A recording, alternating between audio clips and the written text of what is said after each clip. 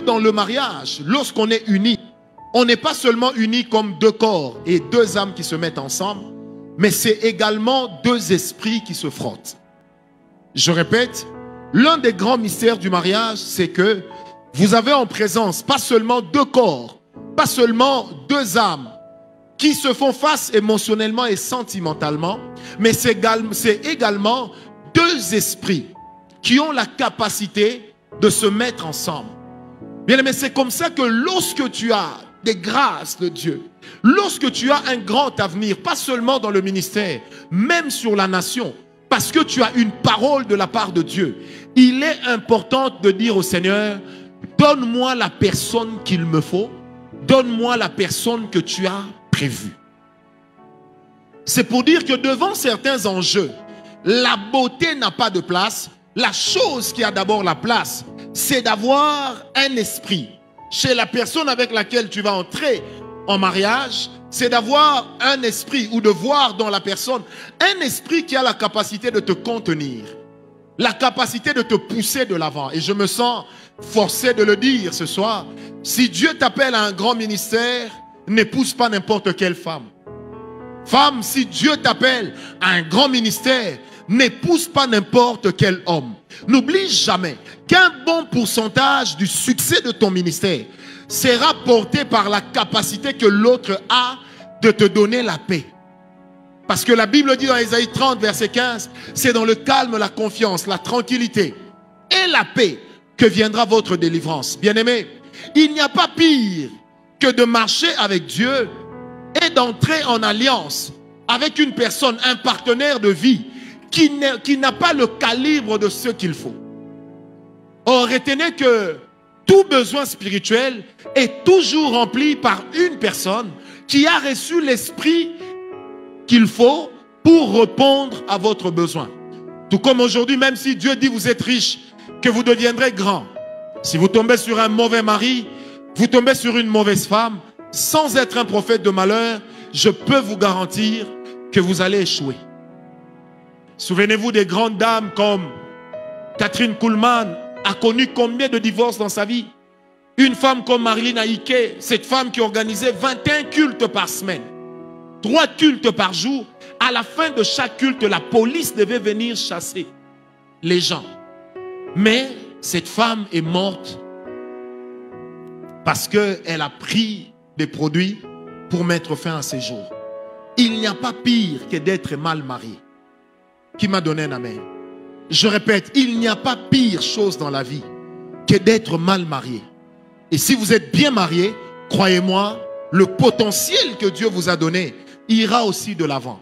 Parce que la révélation à laquelle Isaac n'avait pas accès, Rebecca a eu accès.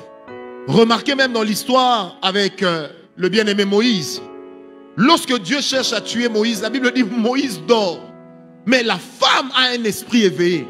Elle comprend qu'il y a un problème. Et du coup, elle sait ce qu'il faut faire. Ça veut dire qu'elle a accès à une révélation et elle pratique quelque chose qui permettra que son mari puisse avoir la vie sauve. Bien aimé, je voudrais vous le dire et je vous le répète. À un certain moment dans la vie, quand on sait qui on est, quand on sait ce que le Seigneur a prévu que l'on soit, on n'a pas droit à certaines erreurs. Oh, donne-moi un amen. Frère, je répète, quand on sait ce qu'on est, on connaît les choses pour lesquelles le Seigneur nous a appelés. Comme qui dirait dans la parole de Dieu, quand vous êtes une personne qui a été suscitée à dessein, demandez aussi au Seigneur de vous donner une personne qui aura la taille, qui aura la dimension de la grâce que le Seigneur vous a donnée. Bien aimé, n'oubliez jamais que si vous avez un grand appel de Dieu, même sur une nation, si vous tombez sur une mauvaise femme, vous tombez sur un mauvais mari, ça sera soit le cimetière, soit l'hôpital. Parce qu'il existe deux types de partenaires. Il y a des femmes qui sont des femmes ambulances. Ça veut dire en cas de problème, elle t'amènera à l'hôpital pour être soignée. Parce qu'elle sera comme cette cuve qui est en train de te donner la paix. Mais il y en a aussi d'autres qui constituent un corbillard. Ça veut dire quand tu es en train de plonger, elle t'enfonce davantage. Ce genre de femmes qui vont travailler pour te monter contre quelqu'un. J'ai aimé un jour, je suivais un serviteur de Dieu qui disait une chose. J'ai réfléchi, j'ai vu qu'il avait raison. C'était Benny Hinn. Il dit, j'ai appris une chose dans ma vie. À chaque fois que je parle avec mes collaborateurs, potentiellement, je parle avec 2 personnes. Comprenez ce que ça veut dire? Ça veut dire que si je parle avec M. Kitoko, en réalité, je parle aussi avec sa femme. Parce que très peu de personnes ont le caractère d'assumer seuls la responsabilité de leurs actes. Et ces genres d'hommes comme moi, nous sommes rares. Parce que même dans le mariage, l'homme étant le chef de la famille, il a quand même un certain terrain, un certain champ de manœuvre. Je vais peut-être vous choquer en vous le disant. Nous croyons à ce que nous puissions former un. Mais levant les questions spirituelles, lorsqu'on ne peut pas former un, c'est la voix de un qui doit prendre le dessus sur l'autre. Parce que je dis toujours à ma femme, devant des questions qui commencent à toucher à l'alliance entre Dieu et l'homme, là, le parlement s'arrête. Mais si je dois aider un frère, je dois aider une sœur, le parlement est ouvert. Est-ce que vous comprenez? C'est aussi une dimension que nous ignorons. Mais retenez bien une chose, et j'aimerais bien épingler pour ne pas mal interpréter. Madame, ne prends pas l'argent de ton mari pour aller donner à ton pasteur sans sa permission. Parce que tu vas créer des problèmes. Je connais un pasteur qui est aujourd'hui en prison. Parce que la femme est allée prendre 40 000 $ dans le compte. Elle est allée donner au pasteur sans l'accord de son mari, alors que c'était l'argent du couple. Vous savez, lorsque le mari s'est fâché, la femme a expliqué, l'affaire est allée en justice, le pasteur est passé pour un escroc. Au moment où je vous parle, il est en train de passer sa 5e année en prison. Donc c'est pour dire, madame, lorsque tu es une femme soumise, pour poser certains actes, surtout qui ont trait à un domaine de participation de ton mari, fais tout pour l'associer avec toi. Et si tu crois que Dieu t'a parlé, prie que l'Éternel touche son cœur. De sorte que quand tu lui parleras, qu'il puisse adhérer à ta demande. Qui m'a donné un amen? C'est pourquoi, messieurs, ne jouez pas non plus au roi. C'est pourquoi priez, prenez le temps de choisir la femme qu'il vous faut. Quand vous avez une certaine destinée, vous êtes une étoile. Ne vous mariez pas, mariez-la, mariez-la. Ne vous mariez pas n'importe comment. Vous devez être capable de reconnaître aussi les signes de Dieu dans ce que vous faites. Est-ce que vous savez que psychologiquement cela est prouvé? Dans le mariage, chacun a tendance à s'empirer. Très peu de personnes s'améliorent. Est-ce qu'on m'a compris? C'est le gars qui te donne 2 gifles aujourd'hui. Dans le mariage, ce sont les mêmes mains. Mais à la place des gifles, ça va devenir des coups. Le monsieur qui, dans les fiançailles, lorsqu'il se fâche, il perd le contrôle. Mais toi, tu es toujours là parce que l'âge passe. Parce que tes amis se marient. Tu te dis, je vais quand même épouser cet homme. Mais malheur à toi. Quand le mal viendra, quelque part, ne dis pas que Dieu ne m'avait pas prévenu. Parce que le mal ne vient pas directement comme ça en débarquant de nulle part. Il y a toujours un certain processus. Au moins dans 80% des cas. Est-ce qu'on est avec moi?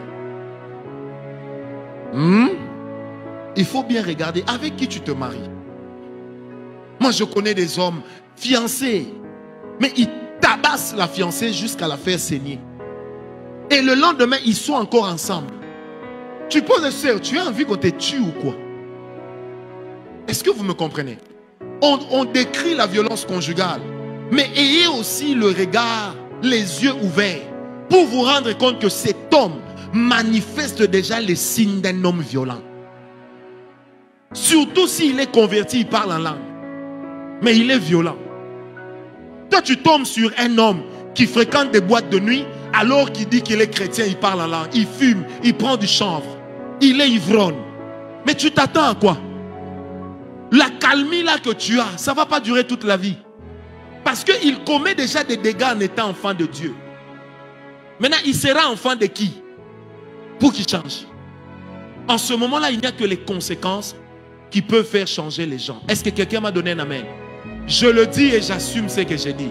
Sœur, même à la veille du mariage, si tu vois que ça ne va pas, reporter. Ça ne va pas, reporter. Un moment, télécharge le nom. parle à Dieu, dit Seigneur, touche son cœur, qu'il rêve même que je ne suis pas la femme de sa vie. Vaut mieux avoir la réputation d'une sœur qui a cassé les fiançailles qu'avoir la réputation d'une mauvaise femme dans le mariage. Oh, donne-moi un amen bien. Parce que, bien aimé, il y a une alliance spirituelle.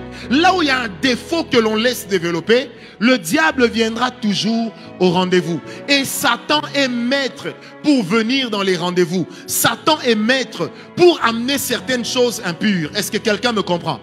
Vous devez ouvrir les yeux, mes amis. Quand il s'énerve, il t'insulte. Il te traite comme du poisson pourri. Tu t'attends à quoi? Quand elle est fâchée, elle te parle comme si c'est toi qui avais tué tous ses parents. Et tu es là, non, elle va changer. Elle va changer. N'oublie jamais, tu n'es pas le Saint-Esprit. Oh, donne-moi un amen bien. Tu n'es pas le Saint-Esprit. Seul le Saint-Esprit a la capacité de changer l'homme. Ne t'illustre pas dans ce que tu n'es pas.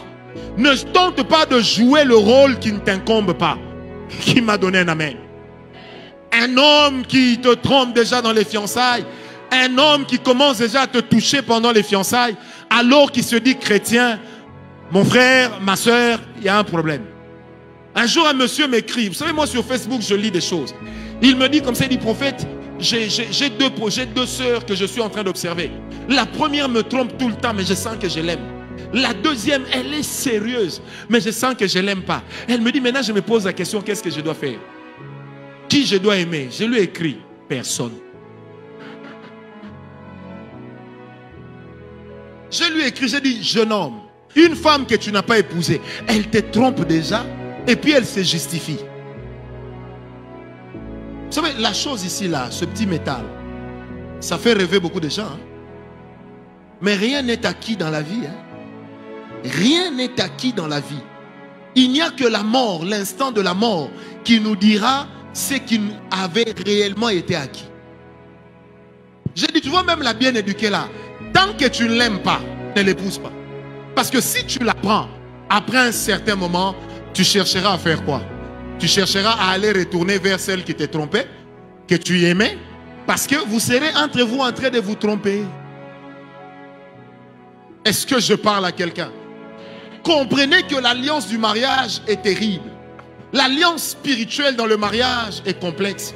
Et si vous ne faites pas attention et que vous tombez mal, on va vous ramener des démons et vous-même vous allez encore ouvrir les portes à une catégorie de démons extraordinaires qu'on ne trouvait même pas dans votre tribu. C'est pourquoi ma prière ce soir, que Dieu éclaire la lanterne de quelqu'un. Que tu saches avec qui tu te maries. Qui m'a donné un amen? Je répète, il faut que tu saches avec qui tu te maries. Et que le Seigneur Dieu t'aide à faire un bon choix. Est-ce qu'on est d'accord avec moi? Dis avec moi, je suis un bon choix. Non, dis-le bien avec moi. Vous savez, je vais vous raconter une histoire, mais ne riez pas. À l'époque où j'étais en train de chercher avec qui vais-je me marier, je suis tombé sur une sœur. Elle était jolie.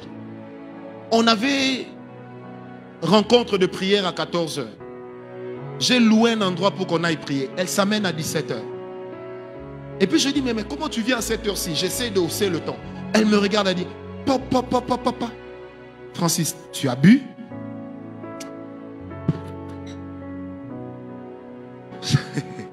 C'est que moi-même, moi je dis, c'est à moi qu'elle s'adresse.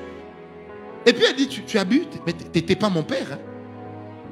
Oui, tu m'as donné rendez-vous à 14h, je suis arrivé à 17h. Et puis après.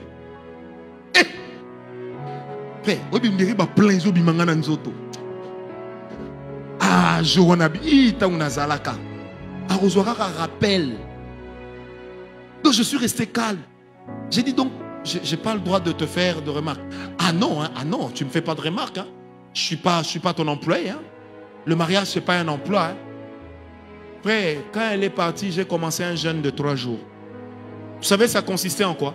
J'ai dit, ce genre de personne, si je viens lui dire que je ne veux plus de toi, elle va dire partout, non, le prophète c'est un aventurier. C'est un allumeur. Un briseur de cœur. Donc, on va faire intervenir Dieu. En fait, j'ai jeûné 3 jours pour que Dieu la touche. Et elle-même, elle dise non.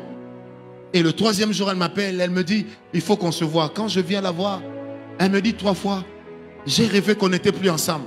Dans mon cœur, je me disais, dis encore. Et puis elle dit, j'ai rêvé qu'on s'est séparés. J'ai rêvé. Vous savez, j'ai pris un air triste. Parce que moi, je crois que j'aurais été un bon comédien. J'ai pris un air très triste. Non, c'est pas possible. C'est pas possible. Dans mon cœur, je me disais, dis encore. Et puis elle me dit, je sais que ça te fait mal. Moi-même, je me suis dit dans le cœur, Soroye Baki. Elle dit, je sais que ça te fait mal. Comment tu m'aimes? Dans mon cœur, j'ai dit, non, j'ai déjà téléchargé le programme qui a détruit l'amour il y a longtemps. Est-ce que quelqu'un me comprend? Et j'ai prié pour la sœur. On s'est séparés. Et je peux vous assurer, j'avais écopé à l'époque d'une mauvaise réputation. Les gens disaient c'est un aventurier. D'ailleurs, tous ces gens qui s'appellent prophètes sont des aventuriers. Mes frères, je peux vous assurer, si c'était à refaire, j'ai refait. Amen.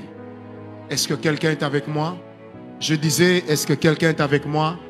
Dis à ton voisin, le mariage, c'est pas une blague. Ah non, dis-le lui bien, c'est pas une blague. Dis-le lui bien, regarde-le dans les yeux. Dis, c'est pas une blague. C'est pourquoi, bien aimé, je voudrais terminer par ici en disant, compte tenu des réalités spirituelles qui existent dans les mariages, il est important de faire le bon choix. Il est important de se laisser diriger par Dieu. Même si Dieu ne parle pas de la même manière à tout le monde. Frère, rends à l'amour ses yeux. Ne laisse pas l'amour demeurer aveugle. Oh! Les sœurs, hey! Les hommes, ah! Non, elle était trop canon. Canon là ne dure pas toute la vie. Non, son physique vraiment, non, je ne pouvais pas la laisser parce que quelqu'un d'autre l'aurait prise. Si elle était à toi, elle va attendre. Est-ce que quelqu'un m'a compris? Je prie dans le nom de Jésus que la grâce de Dieu soit notre partage. Merci Seigneur.